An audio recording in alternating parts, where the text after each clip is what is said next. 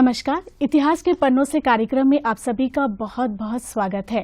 दर्शकों, जैसा कि आप सब जानते हैं, इस कार्यक्रम में हम द्वीपों के इतिहास के विभिन्न पहलुओं पर चर्चा करते हैं। आज का हमारा चर्चा का विषय है भातु समाज।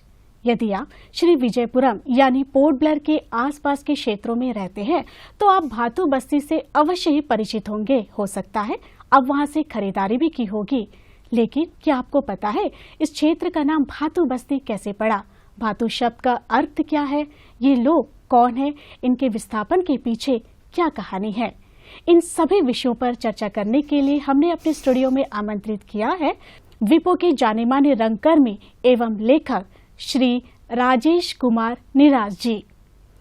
निराज जी, हमारे इस कार्यक्रम में आपका बहुत बहुत स्वागत है। धन्यवाद। निराज जी, सबसे पहले तो ये बताइए कि इस स्थान का नाम भातु बस्ती कैसे पड़ा? देखिए, भातु समाज के जो लोग हैं उनको द्वीपों में 1925 में लाया गया था। अभी ये लोग इनको कैडलगंज, एनिकेट, फरारगंज के कुछ इलाके, यहाँ पे ये लोग मूल रूप से रह रहे हैं। हालांकि आजकल तो काफ़ी साल हो गए हैं तो सब पूरे शहर में ही ये लोग रहते हैं, लेकिन मूल रूप से इनको जो बसाया गया था वो वहाँ पे बसाया गया था। लेकिन जब ये द्वीपों में आए तो शुरू में इन्हें जेल में रखा गया कुछ दिनों तक। उसके बाद में क्योंकि ये संख्या में बहुत थे तो इनको क्या किया था, यहाँ पे एक जो भातु बस्ती जो मार्केट एरिया है, यहाँ पे टेंट डालकर, तंबू डालकर इनको रखा गया था। तो और करीबन 6-7 महीने ये लोग वहीं थे। उस वजह से इस जगह का नाम भातु बस्ती पड़ा। ये लोग पहले शुरू में 87 यानी कि 87 परिवारों को लाया गया। उसके बाद में 38 और परिवारों को लाके यहाँ रखा गया। उसके बाद में फिर ब्रिटिश गवर्नमेंट ने क्या किया कि वो जो कैडलगंज का जो एरिया था वो जंगल था उन दिनों, तो वहाँ पे खेती योग्य भूमि तैयार की गई और उसके बाद इन लोगों को वहाँ पे बसाया गया। इनका इतिहास क्या है? देखिए, इनका इतिहास बहुत पुराना है। जब हम इनके बारे में अध्ययन करते हैं तो पता चलता है कि इनका इतिहास महाभारत काल से शुरू होता है। देखिए कितना पुराना इतिहास है। ये लोग भगवान श्री कृष्ण के सैनिक बताए जाते हैं और इन्हें यदुवंशी राजपूत कहा जाता है। जब महाभारत का युद्ध हुआ तो इन लोगों ने भगवान कृष्ण की सेना के रूप में कौरवों की तरफ से भाग लिया था। उसके बाद ये लोग, युद्ध के बाद में ये लोग यहाँ वहाँ बिखर गए, लेकिन एक बड़ा जो इनका जो तबका था, बड़ा जो ग्रुप था, वो लोग पंजाब के बठिंडा जो एक क्षेत्र है वहां पे आके इन लोग बस गए और जो वहां पे बसे तो इन्हें भाटी कहा जाने लगा। भाटी समाज से भाटी कहा जाने लगा इनको। ये लोग क्या था कि युद्ध कला में बहुत निपुण होते थे, अच्छी घुड़सवारी करते थे, तलवारबाजी बहुत अच्छा करते थे। इसके अलावा भाला वगैरह फेंकने का जो उनका अभ्यास बहुत अच्छा था और कदकाठी में भी ये लंबे चौड़े होते थे, डील डॉल इनका अच्छा होता था। तो कालांतर में क्या हुआ कि जो अलग अलग जो राजा महाराजा थे हमारे देश में, अलग अलग राज्यों में, उन सब ने क्या किया, यहां से इन लोगों को लेके अपने सेना में शामिल करने लगे। इसमें बहुत पुराने जमाने के भी राजा माने छत्रपति शिवाजी महाराज हों या पृथ्वीराज चौहान हो या महाराजा रंजीत सिंह जी हों, ये सभी का कुछ, यहाँ तक कि ये भी मिलता है कि दक्षिण के जो राजा हैं उन लोग भी यहाँ से इनको लेके गए थे। ऐसा इतिहास में मिलता है। लेकिन इनका एक बड़ा तबका जो है वो राजस्थान की तरफ डेप्यूट कर दिया गया। राजस्थान में आप जानते हैं बहुत सारे रियासत होती है, राजा महाराजा हैं बहुत सारे, तो उनको अपना जो सुरक्षा के आधार पे उनको अच्छे सैनिक चाहिए थे। तो इन लोगों ने क्या किया, ज्यादातर ये भाटी समाज के लोगों को इसमें शामिल किया। अब भाटी समाज के लोग तो बड़े योद्धा थे अच्छे, तो इनको बड़ा अच्छा स्थान भी मिल गया उसमें सेना में और बड़ा अच्छे तरीके से ये काम करने लगे। जो असली कहानी इनकी जो आरंभ होती है जो भातु समाज की, ये होती है जो महाराणा प्रताप और जो अकबर का युद्ध हुआ था। उस युद्ध में महाराणा प्रताप जी अकबर से हार गए थे पहले में। शुरू में। हारने के बाद में क्या हुआ कि वो जो लोग थे काफी मारे गए और कुछ लोग जो है आके अपनी छावनी में आके बैठ गए, रहने लगे। लेकिन रात के वक्त में मुगल सेना ने क्या किया, उस छावनी पे आक्रमण कर दिया। आक्रमण करते जो छावनी के जो घर वगैरह सब जला दिए गए। लेकिन कुछ ऐसे लोग थे जिनका परिवार था, जिनके छोटे बच्चे थे, जिनके बूढ़े माँ बाप थे, इन लोगों ने क्या किया, किसी तरह से अपने बच्चों को, अपने परिवार को बचा के जंगल की तरफ भाग गए। जंगल में जाके ये छुप गए। अब मुगल सेना तो घूमती थी और पूरे सैनिकों का जो पूरा कारोबार ही नष्ट कर दिया था। उस वक्त तो महाराणा प्रताप का पूरा साम्राज्य ही खत्म कर दिया था। लेकिन ये लोग भाग के जंगल की तरफ चले गए और छुप छुप के जंगल में रहने लगे। जंगल में रहते हुए क्या हुआ कि कभी कभी इन लोग शहर की तरफ आते। शहर की तरफ जब इन लोग आते तो मुगल सेना को देख के इन लोग भागते। तो मुगल सेना लोग समझते इन लोग हमसे देख के भागते क्यों, तो इन लोग पकड़ के उनको और मारते। अब इन लोग क्या करें, जंगल के भीतर चले गए ये लोग। हालांकि ये भी इनके बारे में बताया गया है कि इन लोग जब जंगल में रहते थे तो आग भी नहीं जलाते थे। जो फल फूल ये वो जो कच्चे मिलते थे वही खाते थे, क्योंकि इनको ये संदेह था कि अगर हम आग जलाएंगे तो इसका धुआं से उनको मालूम हो जाएगा कि हम लोग यहाँ जंगल में हैं। लेकिन मुगल सैनिकों को किसी तरह पता चल जाता था, फिर वो आकर उनको भगाते थे, फिर ये और गहरे जंगल की तरफ में भाग जाते थे। इस तरह से काफी दिन तक चला। लेकिन वहां भी इनके मन में एक संदेह था कि कहीं मुगल सैनिक यहां ना आ जाए। तो ये खाना बदोश की तरह जिंदगी बिताते। कुछ दिन एक जगह में जंगल में अपना झोपड़ी उपड़ी बना के रहते, उसके बाद में कुछ दिनों बाद में दूसरे स्थान पर चले जाते, खाना बदोश की तरह। ऐसा बताया जाता है कि आरंभ में जब ये लोग जंगल की तरफ गए थे तो 42 परिवार था और 42 परिवार में कुछ को मुगल सैनिक ने मार दिया, कुछ 30-35 बचे थे। वो 42 परिवार जाकर जंगल में रहने लगे। सदियां बीत गई लेकिन ये लोग जंगल से बाहर नहीं आए, जंगल में ही रहते रहे। इनको मालूम भी नहीं हुआ कि कब मुगल का साम्राज्य खत्म हो गया, कब ब्रिटिश आ गया, इनको नहीं मालूम। अंत में ये लोग जो हमारा उत्तराखंड और जो पश्चिमी उत्तर प्रदेश का जो इलाका है, जंगली इलाका, वहां पे इन लोग जंगल में आके रहने लगे। उन दिनों 19वीं सदी के आरंभ की बात है। उन दिनों एक डाकू बड़ा प्रचलित हुआ था, सुल्ताना डाकू। आप नाम सुनी होंगी उनका, उनके ऊपर बहुत सारी फिल्में बनी हैं, बहुत सारी कहानियां हैं उनके ऊपर। सुल्ताना डाकू बड़ा प्रचलित हुआ और अंग्रेजों के नाक में दम कर रखा था उसने। उनके बारे में कहा जाता था कि वो अमीरों को लूटते हैं और गरीबों की मदद करते हैं, ऐसा कहा जाता। और ब्रिटिशर्स जो थे उनको इंडियन रॉबिन हुड कहते थे। तो एक बार सुल्ताना डाकू जंगल के अंदर से जा रहा था तो उसने देखा कुछ लोग एक जगह में खड़े हैं। तो सुल्ताना डाकू को देख के वो सब भागे, जंगल की तरफ भागे। तो सुल्ताना डाकू उनके पीछे किया, घोड़े में थे वो, पीछा किए तो देखा कि जंगल के अंदर में बहुत बड़ा गांव है, हजारों लोग रहते हैं। तो इनको बड़ा आश्चर्य हुआ, लेकिन देखे कि बड़ा दयनीय स्थिति में रहते हैं तो इनको बड़ा आश्चर्य हुआ। तो इन्होंने क्या किया, जो इनके पास में था उस वक्त उन्होंने दे दिया मदद के तौर पे और बोला हम आते रहेंगे और आप लोग का मदद करते रहेंगे। तो उसके बाद सुल्ताना को जब भी उनको वक्त मिलता हो आते, इनका मदद करते, थोड़ा सा इनके जीवन में सुधार आना शुरू हुआ। तो कुछ जो युवा वर्ग था उस दौरान, जो यंग जो जनरेशन था, उनमें से कुछ लोग क्या किए, इनके गिरोह में शामिल हो गए। तो इनके जीवन में काफी परिवर्तन आना शुरू हो गया और इनका जीवन स्तर भी बढ़ने लग गया, लोग अच्छा रहने लग गए। अब इनको तो खाने पीने का सब सुविधा मिलने लग गया इनको। 1923 को सुल्ताना डाकू को अरेस्ट कर लिया गया।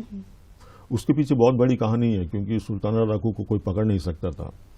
तो बड़ा मुश्किल से उसको षड्यंत्र करके जो अंग्रेज अधिकारी थे उन्होंने बड़ा षड्यंत्र करके उसको पकड़ा। जब सुल्ताना डाकू को अरेस्ट किया गया तो उनके साथियों को भी अरेस्ट करना है। तो जो उनके साथी आसपास में रहते थे उनको तो अरेस्ट कर लिया गया, लेकिन ये जो ये भातू समाज के जो लोग थे ये तो जंगल में रहते थे। जब ब्रिटिश पुलिस जंगल में इनको अरेस्ट करने के लिए गई तो वहां पे उन लोगों ने विरोध कर दिया और जो ब्रिटिश पुलिस था उन पे आक्रमण कर दिया।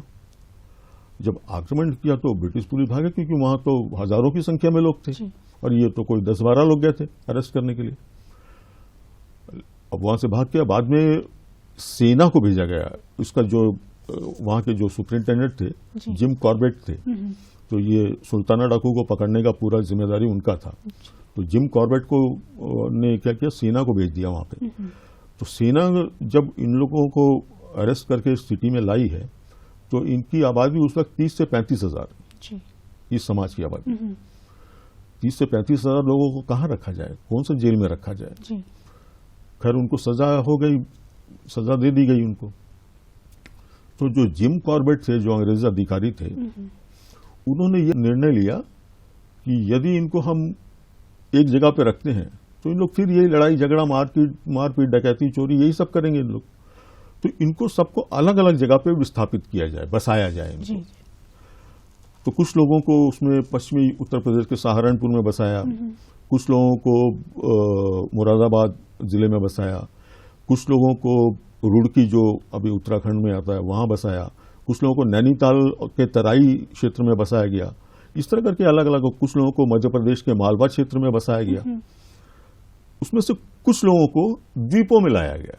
उसमें पहला जो बैच था मैंने बताया सर 87 परिवार था उसमें, और दूसरा जो बैच था उसमें 38 परिवार थे।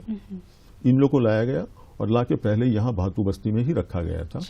ये तो पूरे कहानी का सार यही है कि भातू बस्ती ही सेंटर था, और लोग बोलचाल की भाषा में यूज भी करने लग गए थे उन दिनों कि कहाँ जा रहे हो भाई, वो भातू बस्ती जा रहा हूँ। उस जमाने में ब्रिटिश पीरियड में तो उस जगह से नाम पड़ गया, इस जगह का भातू बस्ती ही पड़ गया। बाद में इनको वहां पे 6 महीने तक करीब रखा गया। उसके बाद इन्हें एनीकेट, फरारगंज, कैडलगंज का जो एरिया है उस एरिया को थोड़ा सा विकसित किया गया। उसके बाद में इनको वहां पे सेटल किया गया। बड़े अच्छे लोग थे, बड़े अच्छे लोग होते थे। आज तो काफी उनके जो लोग हैं बड़े बड़े स्थानों पर कार्य कर रहे हैं। जी, यहाँ पर इनकी स्थिति कैसी है? देखिए अभी तो इनकी स्थिति बहुत अच्छी है। शुरू के दिनों में जब ये आए थे तो काफी संघर्ष था, क्योंकि थोड़ा सा जो उस इलाके में आदिवासी वगैरह का भी थोड़ा सा आक्षेप होता था। इनके कृषि कार्य में काफी बाधा होती थी। उसके बाद जो अंग्रेज अधिकारी थे इन्होंने इनको काफी मतलब सपोर्ट किया, और सपोर्ट करके धीरे धीरे धीरे इनको समाज की मुख्य धारा से जोड़ना शुरू किया। हालांकि जब ये आए तो ये उसी प्रकार के लोग थे जैसे वो वहां थे। जैसा इनको शिक्षा के क्षेत्र में इनका विकास किया गया, नौकरी के लिए इनका विकास किया गया, इनके इलाकों में सारी सुविधाएं हो ताकि किसी तरह की कोई परेशानी में ना रहे। तो उस इलाके का बड़ी अच्छी तरीके से अंग्रेजों ने विकास किया, और धीरे धीरे धीरे शिक्षा के द्वारा, शिक्षा के माध्यम से और अन्य माध्यम से ये समाज में अपनी जगह अच्छी तरह बना पाए। जी। निराज जी, द्वीपों में आने के बाद इनमें क्या परिवर्तन आया? इनमें बहुत परिवर्तन आया। जब इनको जो गिरफ्तार किया गया उस वक्त भी इनकी वही स्थिति थी। उसके बाद में जब ये यहाँ जेलों में आए तो जेल में भी उनका रवैया वही था। जी। जब इनको भातू बस्ती में टेम्परेरी बसाया गया वहां पर भी इनकी स्थिति वैसी ही थी, लेकिन धीरे धीरे जो है इनमें परिवर्तन आना शुरू हुआ, और ये लोग जो है बहुत अच्छी तरह से समाज के साथ जुड़े और बहुत अच्छी तरह से ये प्रगति करते गए। आज इनकी स्थिति कैसी है? आज तो बहुत अच्छी स्थिति है। न केवल द्वीपों में जो रहने वाले जो लोग हैं, बल्कि जो मुख्य भूमि में जो सहारनपुर और अलग अलग जगह पे जो इनको जो विस्थापित किया गया था, इनमें से अधिकांश लोग आज बड़े अच्छे ओहदे पर हैं, बड़े अच्छे पोस्ट पर हैं, नौकरी में है, समाज में है, बिजनेस में है, और बहुत सारे क्षेत्रों में ये लोग काम कर रहे हैं और बहुत अच्छा काम कर रहे हैं। जो द्वीपों के जो भातू समुदाय के लोग हैं, ये लोग भी, उनसे अभी भी कुछ लिंक है।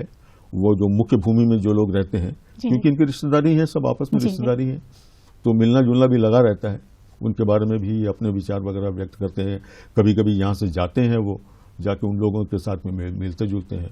उनकी स्थिति भी बहुत अच्छी है, और हमारे यहाँ पे तो काफी उच्च अधिकारी उसी समाज से हैं, डॉक्टर हैं, इंजीनियर हैं, बड़े बड़े ओहदे पे बैठे हैं लोग, सब इनके समाज से हैं। निराज जी, द्वीपों के विस्थापन के दौरान भातू समाज के जो लोग हैं उन्हें किन किन चुनौतियों का सामना करना पड़ा था? देखिए, इनको बहुत चुनौतियों का सामना करना पड़ा, क्योंकि ये लोग जंगल में रहते थे जी।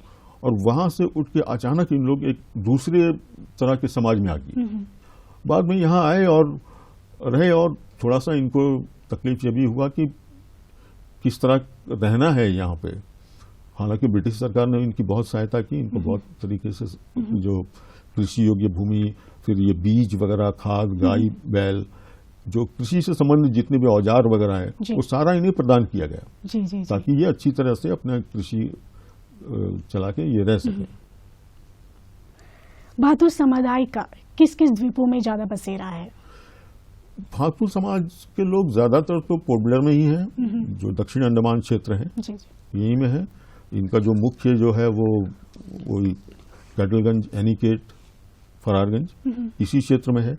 लेकिन क्या होता है, परिवार बढ़ता है, लोग बढ़ते हैं, तो कोई अलग जगह अपना एक घर बना लेता है, कोई दूसरी जगह अपना घर बना लेता है, तो अलग अलग जगह पे जाके इन लोग रहते हैं। लेकिन इनके बड़ा संयुक्त परिवार के रूप में आज भी इन लोग रहते हैं। जी।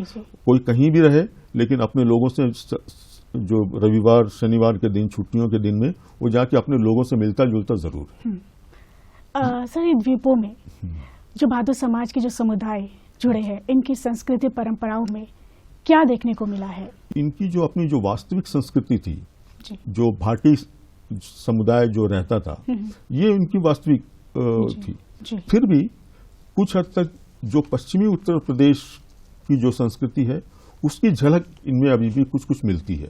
खासतौर से जो इनकी भाषा है, भाषा जो है राजस्थानी टच आता है इनकी भाषा में। जो पहले बोलते थे, भाषा नहीं बोलेंगे, बोली है वो, जो राजस्थानी टच आता था उसमें थोड़ा सा पश्चिमी उत्तर प्रदेश का भी उसमें दिखता है कुछ कुछ अंश। और उसी जो लहजे में बोलते हैं इन लोग भाषा को, जो राजस्थानी लोग जिस तरह से जिस लहजे में बोलते हैं, इनकी संस्कृति वही थी। भातु समुदाय के ऐतिहासिक और सांस्कृतिक पहलुओं को संरक्षित रखने के लिए क्या प्रयास किए जा रहे हैं? भातु समाज के ऊपर में बहुत सारी पुस्तकें लिखी गई हैं, द्वीपों में नहीं लिखी गई हैं, लेकिन मुख्य भूमि में बहुत सारे बड़े बड़े लेखकों ने इनके ऊपर काफी शोध कार्य किया है। और इनके जो कला एवं संस्कृति के बारे में भी इन्होंने काफी शोध किया, और इनके बारे में बहुत सारी पुस्तकें लिखी गई हैं, जिसमें इनके पूरे जीवन यापन के पहलुओं, जो जंगल में जब रहते थे तब इन लोग क्या क्या खाते थे, कैसा रहते थे, क्या करते थे, इन सारी चीजों को उसमें दर्शाया गया है। राजेश जी, आज आप इस कार्यक्रम में आए और भातु समाज से संबंधित कई विशेष जानकारी हमारे जो दर्शकों को दिए, इसके लिए आपको पूरे दूरदर्शन परिवार की ओर से बहुत बहुत धन्यवाद। आपका भी बहुत बहुत धन्यवाद। तो दर्शकों, आज के अंक में बस इतना ही। अगले अंक में एक नए इतिहास के पन्नों से आपको रूबरू कराएंगे। तब तक के लिए हमें आज्ञा दीजिए। नमस्कार।